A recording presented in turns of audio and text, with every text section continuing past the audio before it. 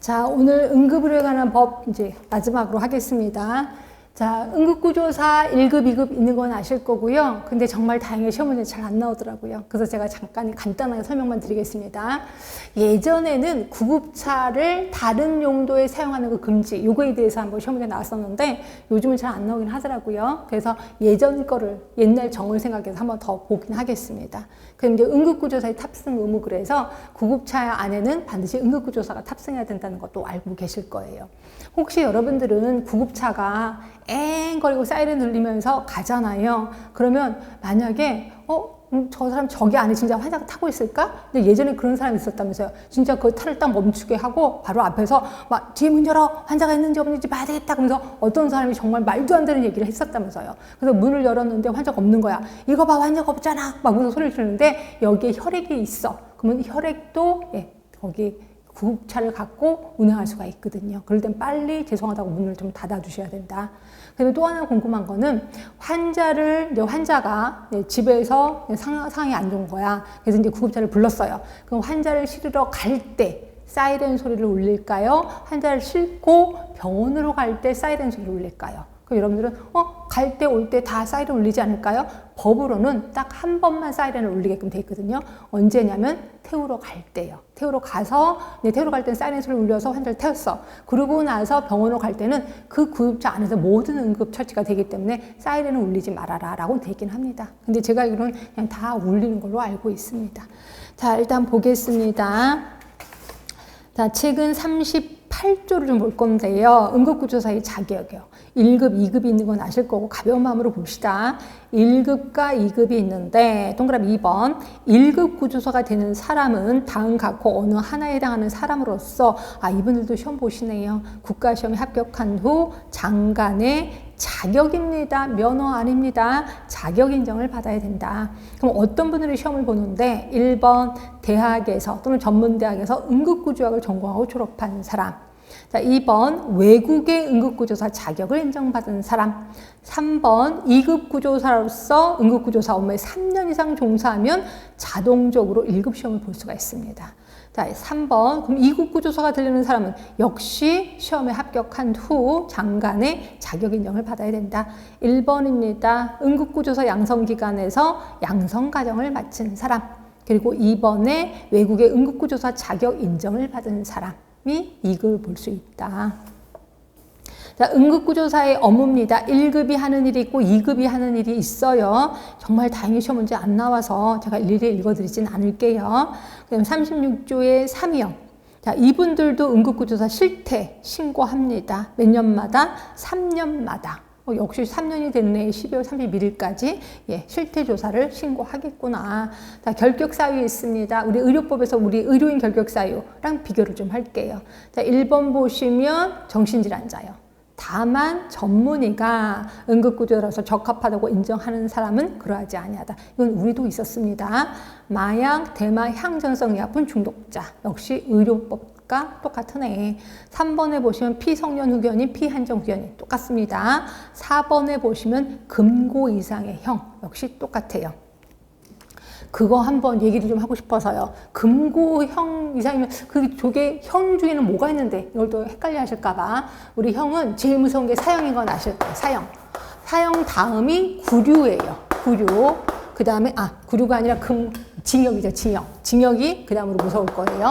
그 다음에 징역 다음이 금고예요. 금고 다음이 구류. 징역에는 유기징역이 있고 무기징역이 있는 건 아실 거고요. 결국 우리는 금고 이상의 형을 선고받으면 이제 결격사유라고 보시면 되고요. 그럼 금고하고 구류의 차이점은 뭔데요? 30일이라면서요. 30일 정도 갇혀있으면 금고라고 얘기를 하는 거고 구류는 29일. 그래서 혹시라도 여러분들이 법정 앞에 서면 제발 반성문 열심히 써서 구류까지만. 구류면 면허 취소 안 되거든요. 근데 30일 이상이면 금고 이렇게 보시면 되고요. 그럼 징역과 금고의 차이는 뭔데? 징역은 갇혀 있으면서 일도 해야 돼. 노역에 시달린다 이런 얘기 들어보셨을 거예요. 금고는 갇혀만 있는 거, 일은 안 해도 된다는 거죠. 그래서 대부분 사람을 죽여도 잔인하게 죽였어. 그러면 대부분 징역에 처한다 라고 보시면 되고, 금고는 갇혀만 있는 거. 근데 기억하세요? 정보 누설이요. 3년 이하의 징역이나 3천만 원 이하의 벌금이 징역입니다. 결국 정보를 누설해도 징역을 선고받을 수 있다. 그러면 면허증 뺏기는 거죠.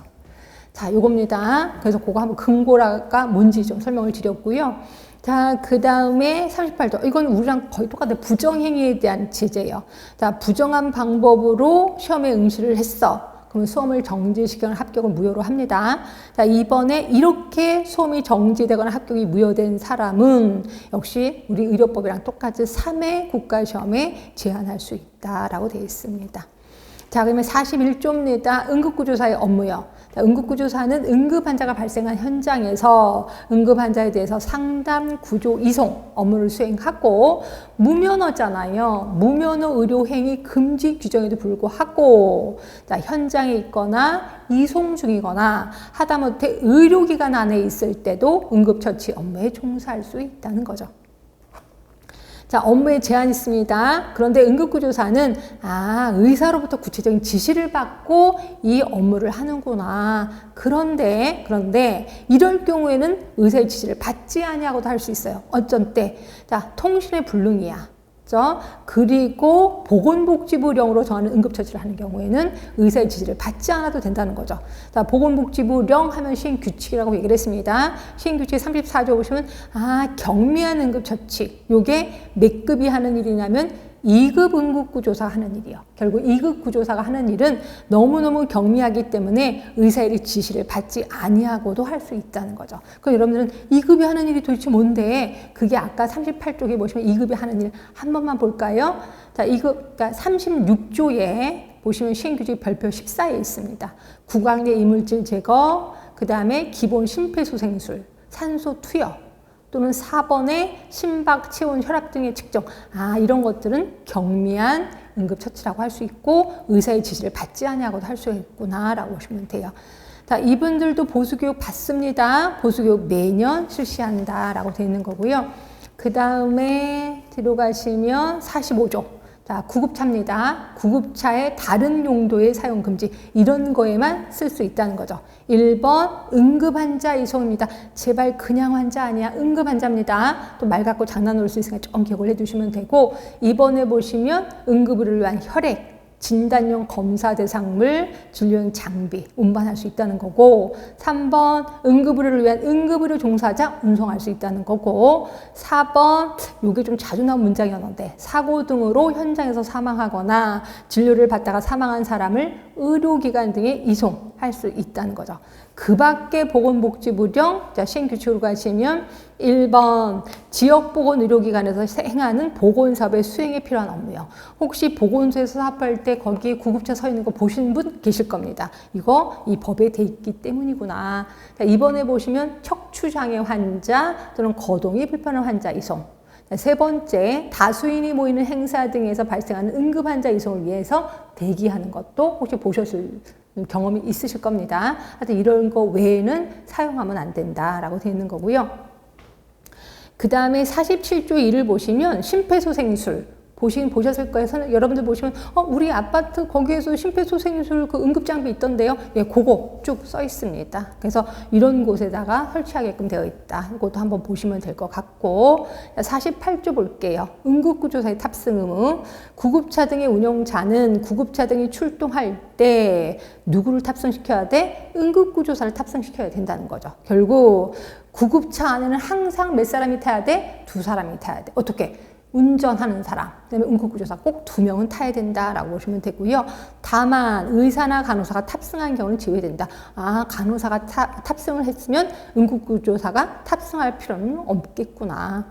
자, 49조입니다. 출동 및 처치 기록이요. 이렇게 해서 출동을 했어요. 그럼 당연히 기록을 만들어야 되겠죠. 기록을 만들고 이거를 이제 보관을 하는데 그냥 암기 팁이라고 할까요?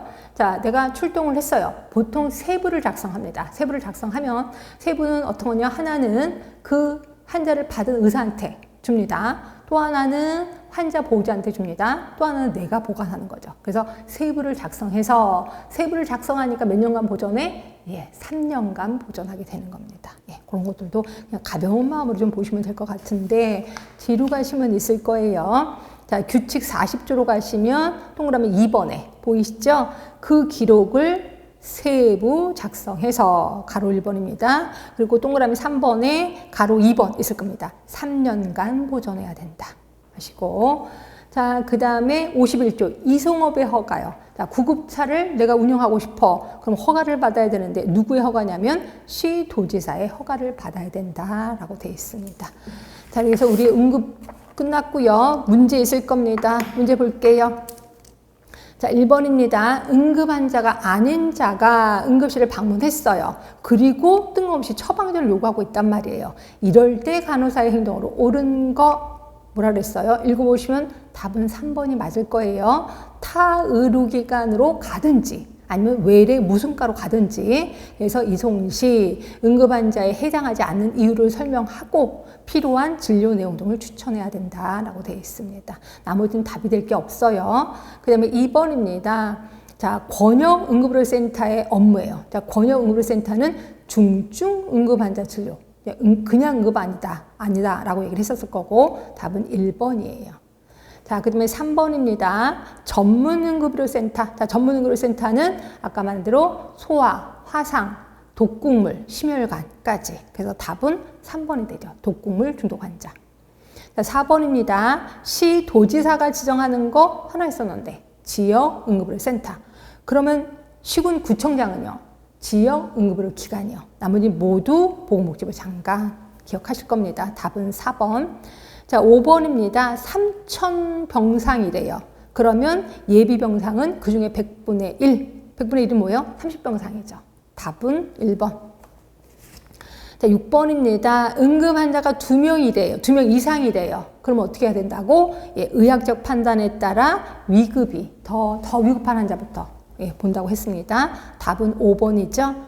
자, 7번입니다. 설명 동의에 대한 설명 올바른 거예요. 설명 동의 절차로 응급의료가 지체되어 중대한 장애가 초래되는 경우 설명 동의의 의무에서 예외가 된다. 예, 맞아요. 그렇죠. 환자가 죽어가는데 거기다 대고 설명하고 동의 이런 거 없다. 답은 1번인 거고 나머지는 다 틀렸다는 거지. 자, 2번 의사결정 능력이 없는 응급환자의 법정 대리인으로부터 응급의료에 관한 동의를 얻지 못했을 경우 어떠한 경우에도 응급의료를 시행할 수 없다? 아니에요. 의료인 한 명의 동의를 얻어서 할 수 있다라고 아까 설명드렸고 3번입니다. 응급의료 종사자는 모든 응급환자에게 예외 없이 예외도 있긴 합니다. 그래서 예외 없이라는 말 때문에 틀렸어요.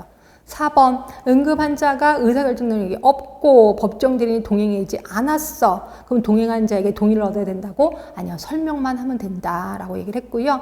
자, 5번 응급환자가 의사결정 능력이 없는 경우에도 설명의 의무를 다해야 된다? 아니죠. 의사결정 능력이 없으면 같이 따라온 사람에게 법정 대리인지 아닌지 물어보고 설명하고 동의를 받아야 된다라고 설명드렸을 거예요. 답은 1번이 맞습니다. 자, 이렇게 해서 우리 응급의료에 관한 법률도 모두 끝냈습니다. 자, 고생 많이 하셨습니다.